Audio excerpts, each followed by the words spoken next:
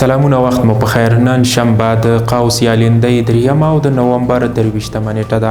پام وکړئ د موج نیوز خبري ټولګې ته. په پیل کې هم د څو مهمو خبرونو سرټکي.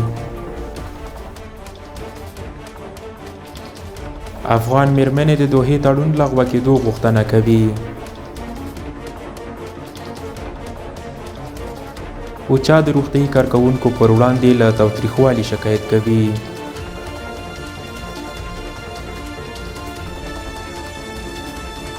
او اسرائیلو په بیروت کې د حزب الله پر هدفونو هوایي بریدونه کړي.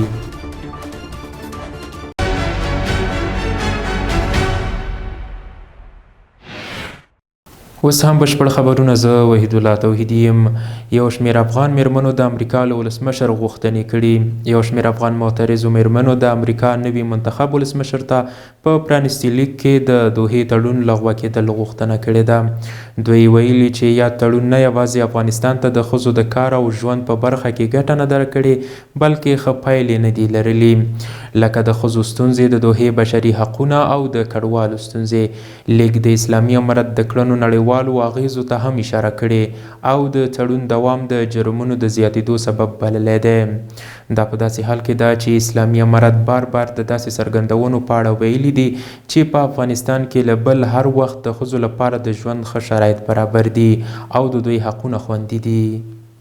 د ملګرو ملتونو د بشري چارو همغږۍ دفتر اوچا وایي په 2024 کال کې په نړۍ کې تر بل هر وخت زیات بشري کارکوونکي، روغتیا پالان او د مرستو پرسونل د تاوتریخوالي قرباني شوي دي. د راپورونو له مخې په دې کال کې تر 281 زیات بشري کارکوونکي وژل شوي دي. دغه تاوتریخوالی په افغانستان، غزه، کانګو، جنوبي سوډان، اوکراین او یمن کې ډیر راپور شوي دي.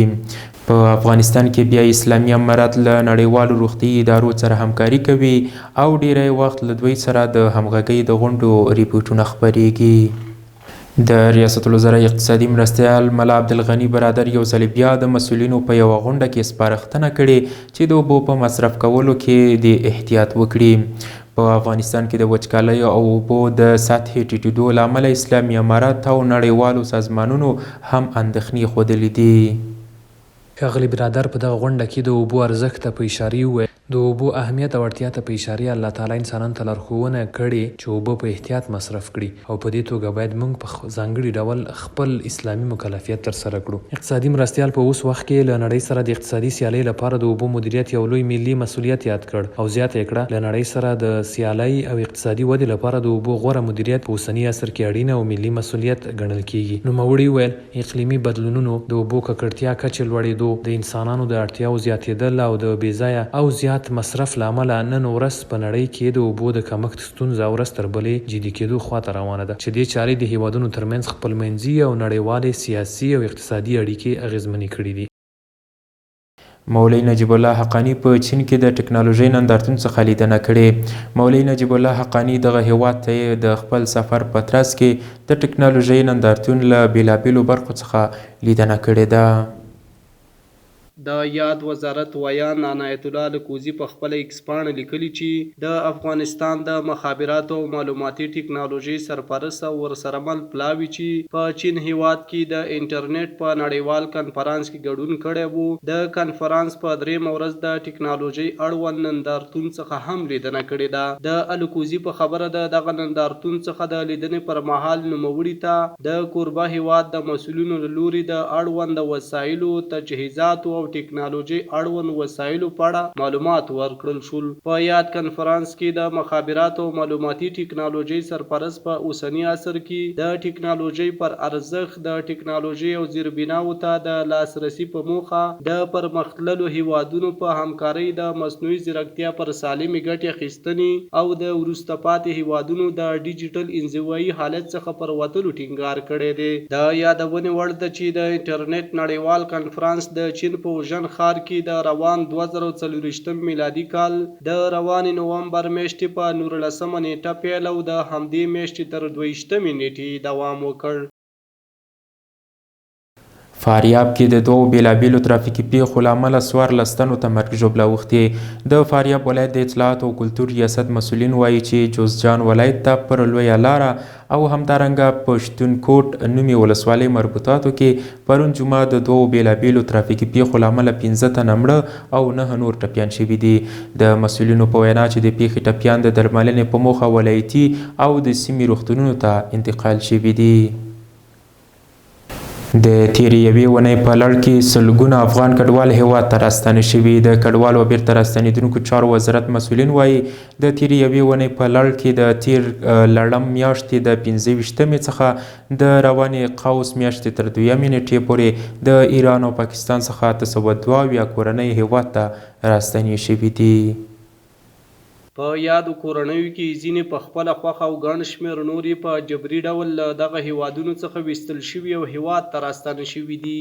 د مسؤلینو په خبره د یاد شمېر کسانو له ډلې 696 کورنۍ د ایران او 150 کورنۍ بیا د پاکستان څخه هیواد ته راغلي دي. د دغه کسانو له جملې 96 کورنۍ د تورخم سل د سپین بولدک 108 د پل ابریشم او 409 نور یې د هرات د اسلام کلا له لارې هیواد ته داخلي شوي دي. مسؤلین زیاتوي چې ډیری کورنۍ خپلو استوګنځیو ته رسیدلي او څه چې کورونه نه لري د لنډمهالې میشتېدنې په کمپونو کې ځای پر ځای شوي او یو شمېر کورنیو سره نغدي مرستې هم شوي دي. دا په داسې حال کې ده چې په دې وروستیو کې یو ځل بیا هیواد ته د کډوالو راتګ زیات شوی دی. د یادونې وړ ده چې د تیرو 2 کلونو په ترڅ کې ایران، پاکستان او یو شمېر نورو هیوادونو ګڼ شمېر افغانان په یوه او بله بهانه دې ته مجبور کړي تر څو دغه هیوادونه پرېږدي او خپل هیواد ته ستانه شي.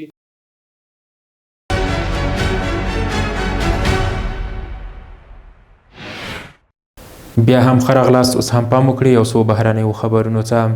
اسرائیل په بیروت کې د حزب الله پر هدفونو هوایي بریدونه کړي. اسرائیل د لبنان پلازمینې بیروت پر بسطه سیمه هوایي بریدونه کړي چې لږ تر لږه 4 کسان یې وژلي او تر 33 نور یې ټپیان کړي دي. په برید کې یو 8 پوړیزه ودانۍ هم ویجاړه شوې ده. دا په روانه اونۍ کې د بیروت پر مرکزي برخې 4م برید دی چې په ترڅ کې حزب الله غړي په نښه کیږي. حزب الله په لبنان کې پراخ نفوذ لري او د دې هیواد په پارلمان کې څوکۍ لري. او اوکراین کې جګړه نوي او حساس پړاو ته داخله شوې. د اوکراین د جګړې نږدې 33 میاشتې وروسته اوس یو شمېر کارپوهان باور لري چې دا جګړه نوي او حساس پړاو ته داخله شوې ده. دا ادعا وروسته له دې وشوه چې کیف او مسکو د اوږده واټن توغندیو استعمال وکړ. ولادیمیر پوتین د روسیې د منځني واټن اورشینیک توغندیو د تجربه کولو اعلان وکړ چې دا توغندي د اټومي وسلو د لیږد وړتیا هم لري. د امریکا او بریټانیا د اوږده واټن توغندیو سره د ځواب ورکولو په ترڅ کې ناټو هم له اوکراین سره بیړنۍ غونډه ترسره کړه.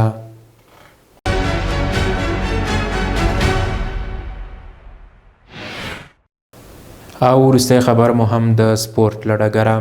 د افغانستان د 19 کلنو کم عمره ملي لوبډله سبا یکشنبه یو ځل بیا د متحده عربي اماراتو سره مخ کیږي.